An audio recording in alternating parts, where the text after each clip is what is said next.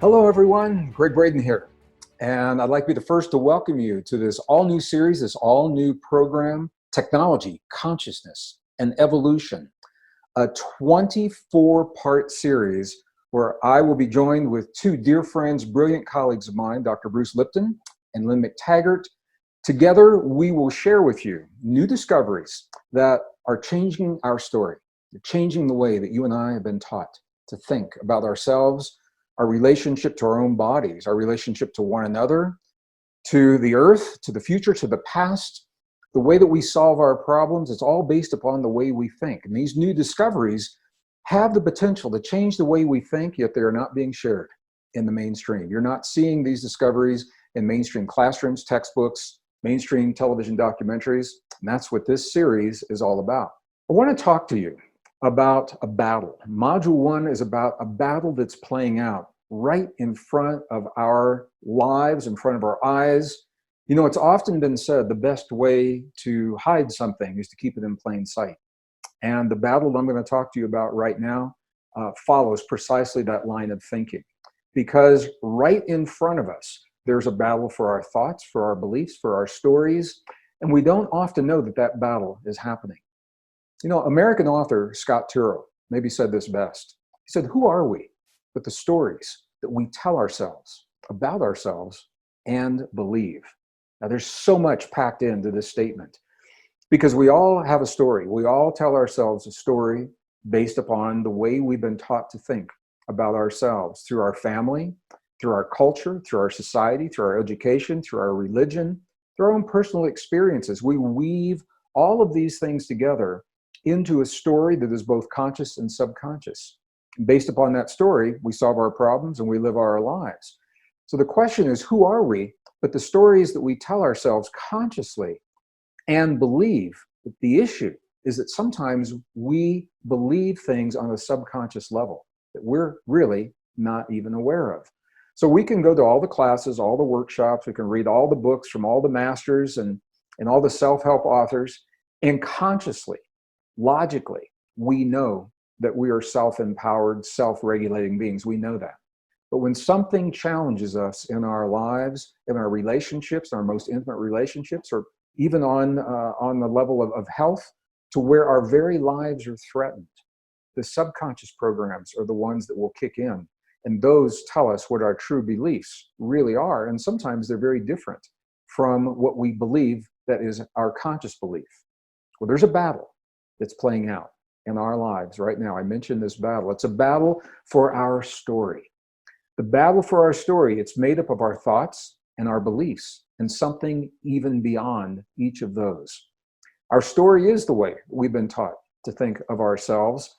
And the battle for our thoughts, it's playing out in mainstream media. I think this is no secret to anyone.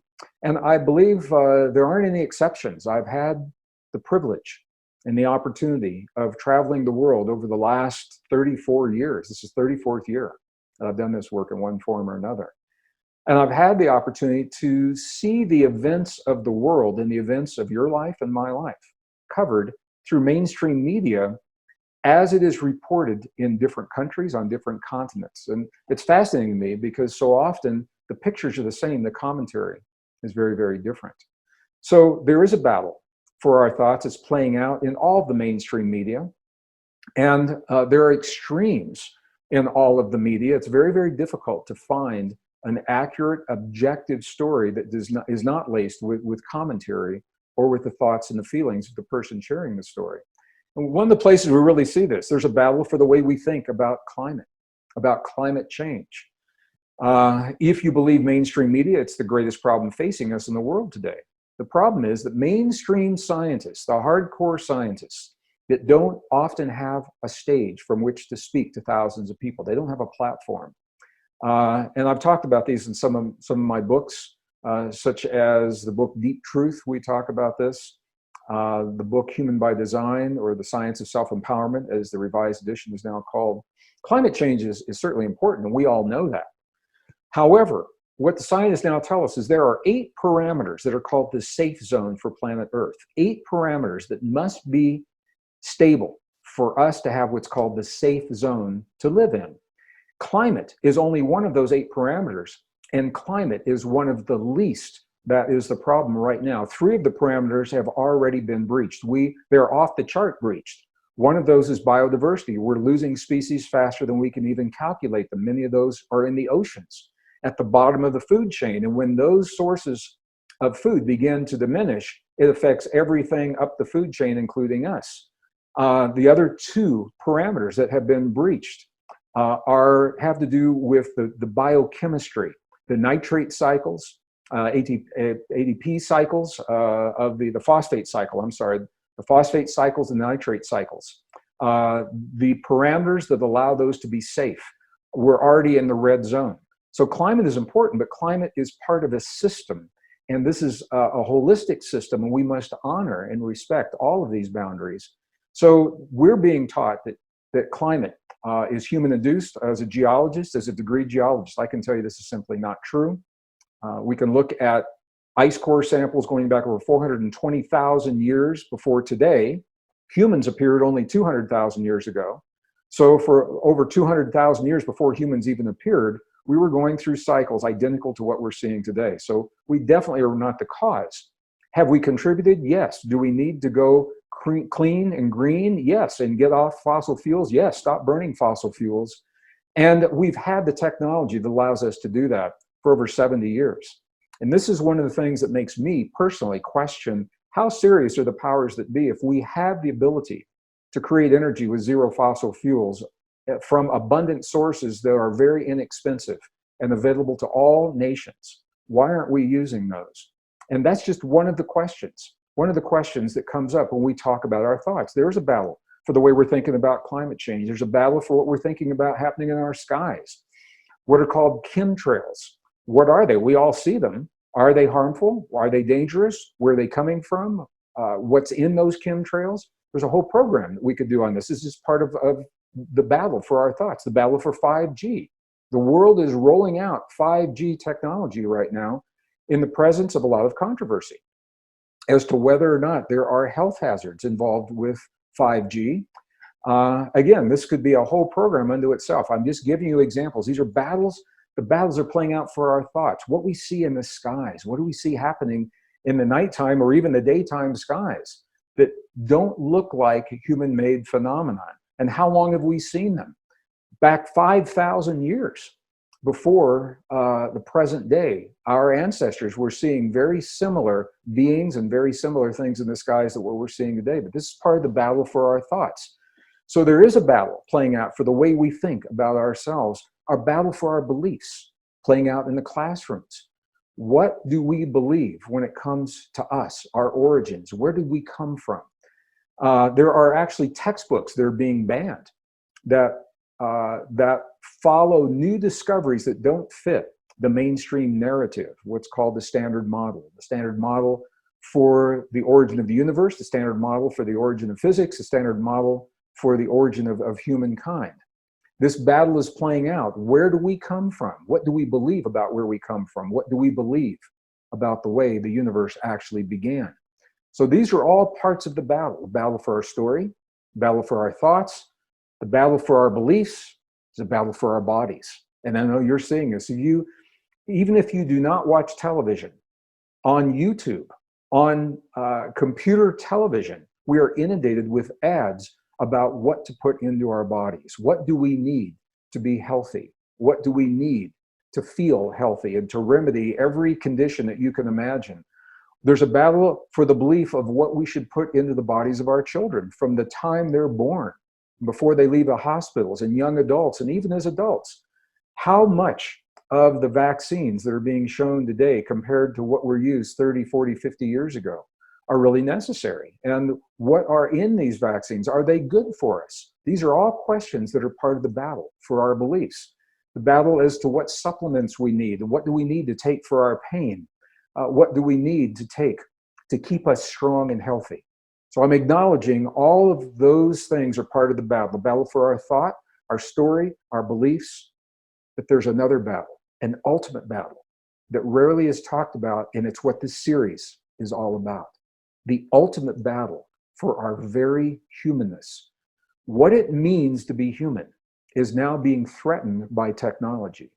And the technology, the artificial intelligence, the machines and the devices are being built and manufactured and implemented into human bodies at such a rate that very few people even know that it's happening, and it is changing the definition of what it means to be human. So this conversation is more than just a philosophical conversation, because when we talk about our story matters. If you think about this, I'm going to invite you, if you have never considered these things, when you talk about your story, you live your life based upon what you've been taught to think about yourself. You solve your problems, either individually or through cooperation or through conflict. It's all based upon your story, the way you've been taught to think about yourself. We choose our relationships. Think about this. Every friendship that you have and every relationship, and the most intimate relationships that you invite into your life and even into your bed, are based upon your story, the way that you have been taught to think of yourself and what relationship you feel worthy of inviting into your life. The way we heal our bodies is all based upon our story, our personal story and our collective story. You go to the doctor, and the doctor says to you that something anomalous is happening inside of your body. You can have all of the left brain, mental and logical information from self-help workshops and videos and television programs.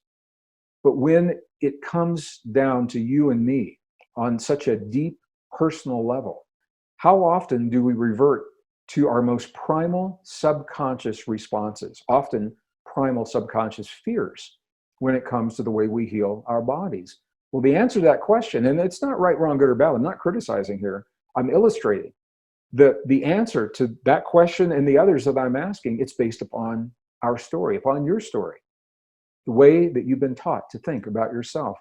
The policies that we choose in society, as nations, as a planet, they're all based, whether we're talking about energy or we're talking about climate, we're talking about war and peace, we're talking about helping refugees, we're talking about sharing vital resources of food and water, medicine and technology.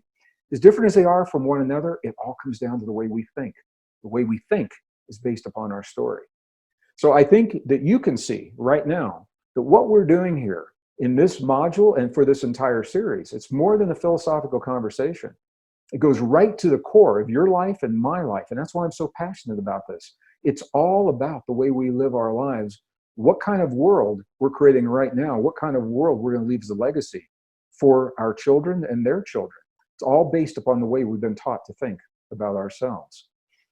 Well, in Western traditions, we've been taught to accept that we are the product of an accident in biology, natural random mutations that just happen to occur. They're very rare, but they happen to occur under natural circumstances a long time ago. And it's through a process of random mutations and competition and conflict that we have been successful as a species. We're being asked to embrace that. On the one hand, the other hand, and you're going to see this in this series, new discoveries are now suggesting that there was an intentional genetic intervention that happened a long time ago, about 200,000 years ago when we appeared. It is responsible for the extraordinary potential that lives within us today. And this is no longer science fiction. It's not new thought, new age. It's not my theory. It's not my hypothesis. This is rock solid science. It simply is not being shared in terms of the mutations that happen to make us who we are today. So I'm going to explore those as we go through these modules. But I'm saying our story is important to us. So when so many things depend upon your story, if you change your story, what would you imagine changes as well? So I can hear your collective answer now through my computer screen. Change your story, you change your life. And that's absolutely correct. Change your story and the way that you live your life and solve your problems and choose your relationships and heal your body, and the policies and the laws that you choose to enact, it's all going to change. So if that's true, what would happen if we change our story, our collective story? Change your story, change your life. Change our story, you got it. Change the world. And that's where we're going with this. Anything less of changing our story is a bandage that we're putting onto the challenges that face us today because we've been taught an unsustainable story, a false story based on false scientific assumptions. It's not sustainable. So the answers and the solutions are temporary as well. Change our story, change the world. Well, this is where this entire series comes in, because technology is changing the human story, the way that you and I have been taught to think about ourselves and what our potential really is. Now, I'm just going to go back a little bit. Technology is changing a lot of things. It's changing our story in terms of the way we grow our food. How much of our food now is grown naturally and how much of it is grown under artificial conditions, including genetically modified conditions? Well, the answer to that question might surprise you. 1913, 100% of the corn in the United States of America was owned 100% by farmers. Many of them were small local farmers. 100% of that corn was naturally grown, non-genetically modified corn, non-GMO. Only 100 years later, just take a guess, how much of the corn in the United States is now owned by small farmers? The number might surprise you. 95% is corporate owned, and of that 95%, over 90% is genetically modified corn, GMO corn. The corporations are looking for ways to more efficiently grow these crops so that they can produce food for larger and larger demand of larger and larger population. There are implications of using GMO food because the human body understands the chemical signature of food that is natural to the earth and that has been in our lives for 200,000 years or so, the last 200,000 years that we've been on the planet, or however long those foods have existed. When we genetically modify the food, many people will tell you they can't tell any difference. Maybe you can't tell the difference physically. Maybe you can't tell the difference under a microscope. But when you begin looking at the genetic signature of GMO food and compare that to what it used to be, there is a difference. And it can impact the way that our body interprets the food when we nourish ourselves with GMO food. And I'm just using this as one example. And again, I'm not judging right, wrong, good, or bad. I'm using examples that we all see playing out in our lives of how technology is changing our lives. And it's changing our lives in ways sometimes we're aware of, sometimes we're not. It's changing what we even call food. There are products on grocery store shelves that are not really food. They are processed conglomerates of chemicals, starches, and sugars that look pretty, they smell nice, they're attractive to young people, and they fill the empty space in their stomachs. They have no nutritional value, and even worse, they can actually have harmful value in terms of the way those sugars and the oils, the trans fats, affect the human body. So I know you know that, you've heard this. To be complete, I have to say this, technology is changing what we even call food. It's going beyond that. Technology is changing the way we conceive life. Once life is conceived in a human womb, we now have the ability to go in and alter what was conceived to tailor that embryo to very specific specifications. And here's what I mean by that. What you're seeing on the screen right now is a word editor. And I put this image up here because I know some people don't use word editors and they may not be familiar with the analogy that I'm going to give. So I'm showing here in a word editor, it's possible to bring a document up on your screen. You can select one word, a brief phrase, an entire sentence, a whole paragraph, an entire page of text, and you can cut that and take it away from one place and paste it into somewhere else and modify it in whatever way you would like to do. Well, if that idea makes sense, then I'm going to take that analogy away from a word and a text editor to gene editing because we now have this technology.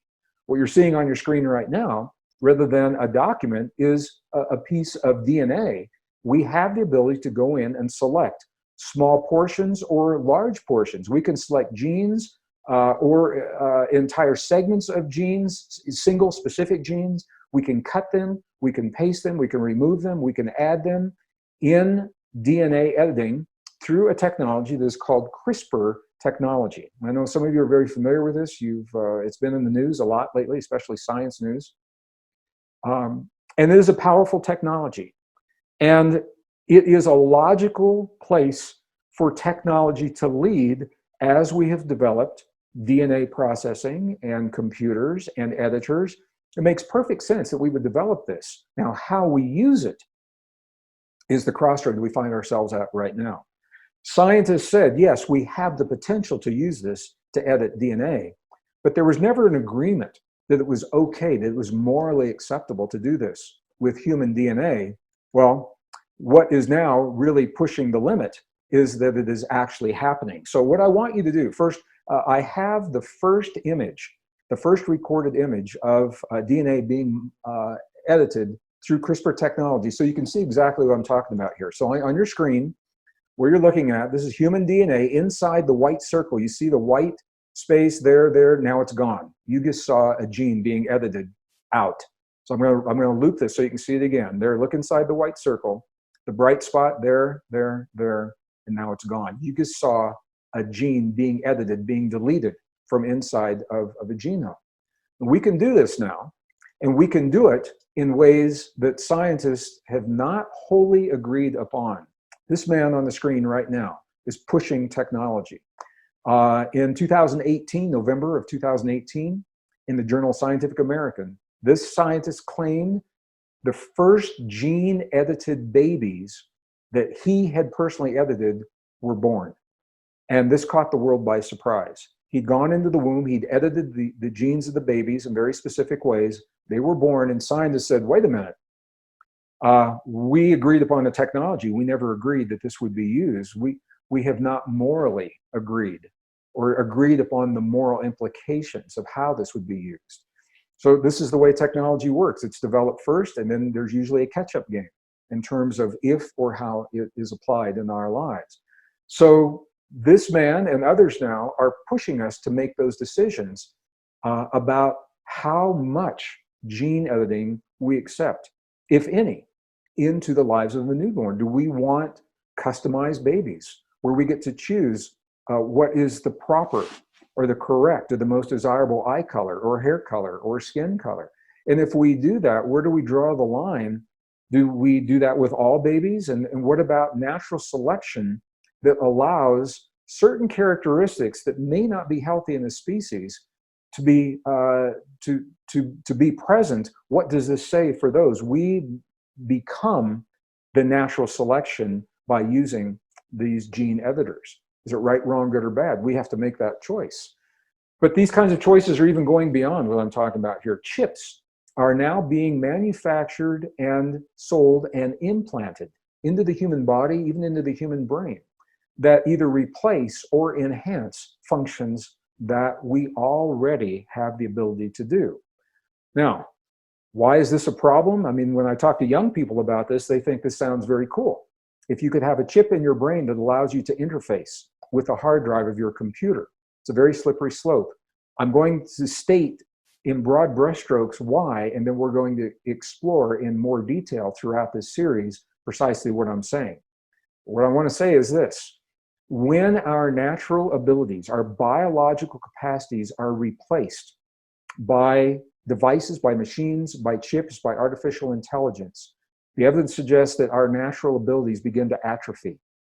We begin to lose the very unique capacities that give us our humanness. Now, I'm not saying it's right or wrong or good or bad. Once again, here's my invitation. How can we even know how much of ourselves to give away to the technology until we answer the most fundamental question of all? What does it mean to be human?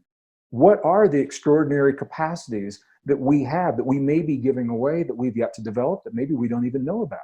And again, that's what this series is all about.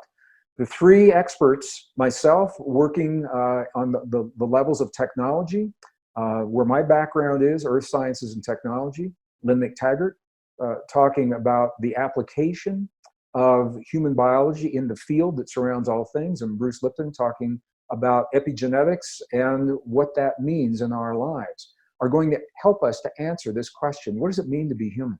And what are the potentials that live within us that we're only beginning to understand? Technology is forcing us into this place. The technology is developed, it's moving forward, it's not going to stop. And it's being developed by brilliant young people with a lot of money, visionary. They're pushing the boundaries, they're pushing the limits until something pushes back. And I believe it is our responsibility. It's just a responsible thing to do, to understand fully what it means to be human before we give our humanness away, perhaps forever, to technology. You know, you embrace the chips in one generation as a novelty because it's fun. Pretty soon, another generation, it's the only way people know how to live. And if you think that's not possible, well, we've seen it with calculators. I remember when I was in school back in 1950s, 60s, early 70s, we didn't have handheld calculators like we've got today. And they were a novelty. And all of a sudden, everybody used them. And now young people are allowed to use them to take the tests in the classroom. Mobile phones, cell phones. There was a time when it was just kind of fun to have a cell phone, but you didn't really need it. Now, it is so much a part of our lives, especially our young people. There's a generation that only knows life with those cell phones. So those are examples of how when we embrace a technology, we probably aren't going to give that technology away. The difference is when we embrace the implants and the artificial intelligence that actually mimics and replaces our humanness, are we giving away those natural abilities? And that's a question that we all have to answer. How much of ourselves are we going to give away to artificial intelligence and to the machines? Well, the answer to this and the key to everything we're talking about, you're going to find through this series, is that we are the technology. We literally are highly advanced, technologically sophisticated, soft technology. It's not about silicon chips and circuits. This is about biological circuits and electrons moving through the human body, and the human body being able to assimilate photons and accept and emit the photons and store tremendous amounts of energy and retrieve tremendous amounts of energy and information. And if that sounds like something the machines are doing right now, you're absolutely correct. Because what the studies suggest is that we're building the technology outside of our bodies that mimic what we already are, perhaps to remind us of what we already are. That is the theme, and that's what we're going to explore through this whole series. So as we close out this first module, I'm going to invite you to apply what we've done so far in your life. Just a little question that I'd like to ask. How do you see these advanced technologies and artificial intelligence appearing in your life? Or do you?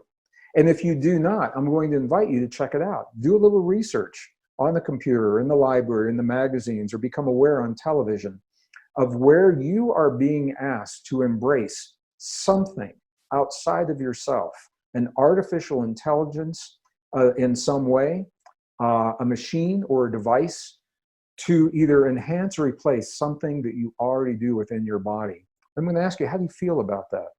And how do you feel about the possibility of losing our humanness to chips in the brain, for example, or artificial intelligence? Well, the next module, module number 2, I'm going to talk about how technology is actually blurring this line between human and machine. So I'm going to close module number 1 with these thoughts. And I want to thank you for helping me to launch, helping us together to launch this new program, Technology, Consciousness, and Evolution. And I look forward to joining you in the next module.